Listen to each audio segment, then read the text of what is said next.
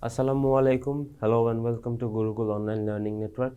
Today I am your instructor Sheikh Mahadi. Today we are going to study Business Organization and Management, Chapter 5, Joint Stock Company. So, our today's topic is concept of joint stock company and its features. So, what's a joint stock company? A company is an artificial person created by law having a separate legal entity with perpetual succession and a common seal. Company is an artificial person. A company is mainly based of different peoples coming together, investing their capital, making a management sector, and then forming a business. It's called a company. So, perpetual succession and a common seal. It has capital divided into a number of shares which each member possesses one or more shares and are transferable by its owners. Every company has shares. Not every company generally. Some companies give out shares, some companies do not. So, with the companies which are giving out shares, those are called shareholders, and the people who buy those shares are called the shareholders. The shareholders possesses one or more than one shares, and those are transferable by its owner. Suppose I am a shareholder and I can transfer my share to another person. That means I can sell my share to someone else or to some another kind of person. That person will be regarded as the shareholder over that time. So, or the joint stock company, in case of a business, all the people come together within the right to take their own profit or their own dividend of the profit. That's how a company is formed. So, let's take from the previous discussion, we can point out that the company is an association of a members on a voluntarily basis. A company has legal personality. That means a company is also an artificial person, and it can be called as a legal personality. A company must have capital, otherwise it cannot work. Not in case of only company, it's in case everything. It's a sole proprietorship business, partnership business, joint stock, debenture, whatever we name it. For doing any kinds of business, we must need capital. So, a company must have capital, otherwise it cannot work. Company has perpetual succession. What is perpetual succession? That means if any members, shareholders, or directors of boards of the company dies, it does not hamper the existence of the company. Those people may die, but the company will still continue to run on its own, besides the death of its shareholders, partners, or any other members. A company must have a common seal. What is common seal? Common seal is basically the name of the company engraved on it.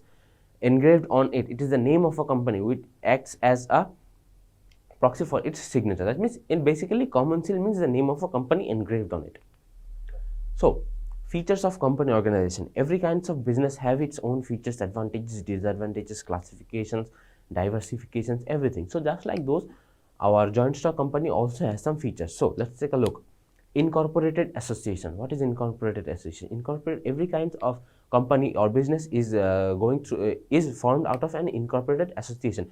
Without the passing of the business law or the partnership act, the company act, a business cannot be formed. A business or a company cannot be formed. So that's how an incorporated association, without any kinds of acts, any kinds of business act, it has to go under those rights and regulations. Then a company has to be formed. A company is formed by that legal ways. Voluntary association. With the consent of all the members, a company is formed. Without the consent of all the members, a company cannot be formed, because a company exists of members more than 2 or 100. In case of companies, it exceeds number. Shareholders, a company is determined by the number of shareholders or the directors or the main owners of the company. So, without all of their consent, a company cannot be formed. That is called a voluntary association. Artificial personality. What is artificial personality? As we mentioned earlier, that the company has its legal separate entity. It is called an artificial person by law. So that's called an artificial personality. That means the company has its own personality. It is called an artificial person by law. Because it's called an artificial person, because so many other people form a company, different kinds of people's personality, those mix together and make one company. That means an artificial personality. That means a combination or a mixture of other 100 people. Separate legal entity. A company has its main board directors, general directors, managing directors, its owners, CEOs, and the basic shareholders or the general shareholders. So those are the separate legal entities among the company. Like the main owners are the owners, the CEO who works in the company, and the general shareholders. Shareholders are also the owners named of the company. So these are called separate legal entity. Everyone is an owner, or everyone is doing their business or doing their part in their company. Common seal, as we mentioned earlier, common seal is just the name of the company which is engraved on it. It acts as a proxy for the signature of our company. Then perpetual succession. Perpetual succession is with regarding, suppose a member of the company died, but a company will not cease to exist because of the death of only one partner or only one kind of boards or directors or members, whoever that, or maybe even a shareholder. The company will not cease to exist. Without that existence of that partner, the company will remain to exist in the future. It will run on its own. One death of a partner or a manager or any of the members of the business does not affect the company at all or directly. They can just simply change them or replace them with any other partners or any other members, or maybe take a new kinds of shareholders and new kinds of members. So that is called a perpetual succession. Transferability of shares. Transferability of shares happens in case of shareholders, the general shareholders who buys the shares of a company. Those people who possesses share more than one or more than one, they are called the general shareholders. And shareholders take part in the business. They invest their capital.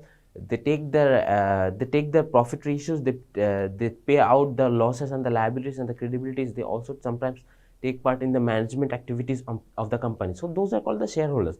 And those general shareholders can sell or transfer. Transfer is a good word for that. Those shareholders can transfer their shares to another person whom they are willing to give, or people who are willing to buy the shares from them. That is called the transferability of share. That means if a general partner wants to sell their shares to another partner and they are willing to buy it, that is called a transferring of share, just like the give and take in the business situation. Limited liability. What's limited liability?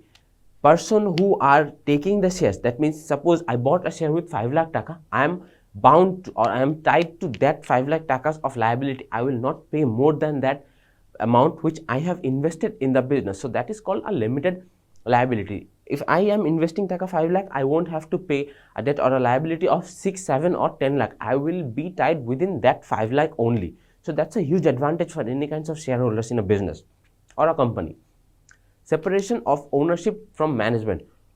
What is ownership and what is management? Management sectors are the board of directors who manage the company's all sectors. How are things gonna go in the financial or the advertisement or the distribution sector or the commerce section? Those are the parts of the managers or the directors. That is the part of management. And ownership are the main owners of the company and the shareholders who are the side owners of the company who bought shares of that company. Those are called the shareholders. So those two entities are totally different from each other. They do not take part in their own, they just simply do not interact with each other or their works. Those two are different on their those two are different on the both the same. Those two are the different entities on their both their same basis. So separation of ownership and management, those two are different completely.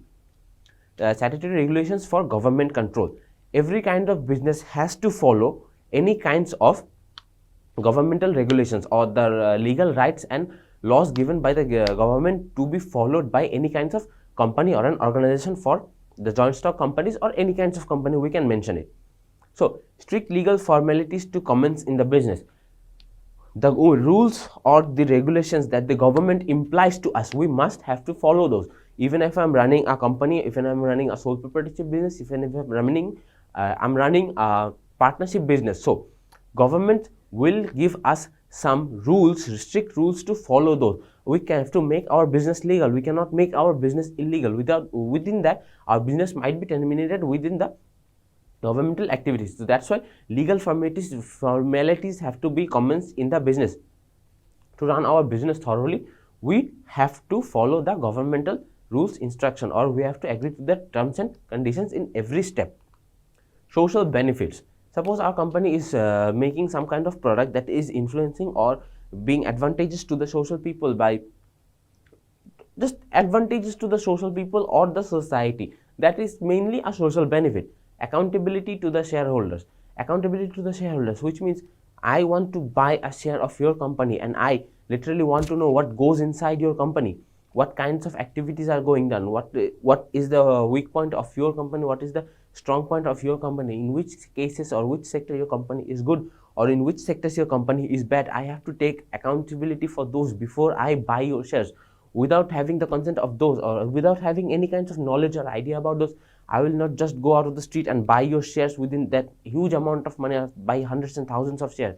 You have to know, you have to let me know everything about your company, what goes inside, what goes outside of the company, what the surface shows, what to be shown to the public, etc. Every kinds of regarding concept should be known to the shareholders. That's when they will buy their shares. That is called accountability to the shareholders. Public confidence. At the end of every year, a company's financial statement is published to the public. So that's how people can know what goes inside the firm, how is the financial capability or the financial standings of that business firm going currently. So that's how you gain the public confidence, by sharing your financial statement to the public every year or at the end of each year. That is called a public confidence. Within that, by doing that, you can get more and more shareholders. People will to buy more of your shares, and scope for expansion. All the 15 points that we just discussed, if those all could be done properly, that brings us a scope for expansion. That means if our company was this small, it can be grown to up this small, this large of big. Suppose we just had a company in one certain area. If we follow all those 15 rules that we just discussed above earlier, if our company is in one area of a city, one local area of a city, it can be throughout the entire region or the city or the countries. Sometimes it can go even abroad, like import and export kinds of business. So that's how scope for expansion works. That will be all the topics for today. So we learned today the concept of joint stock company and its feature. If you have any kinds of questions regarding this lesson, please let us know down in the comment box below, and be with Gurukul. Thank you.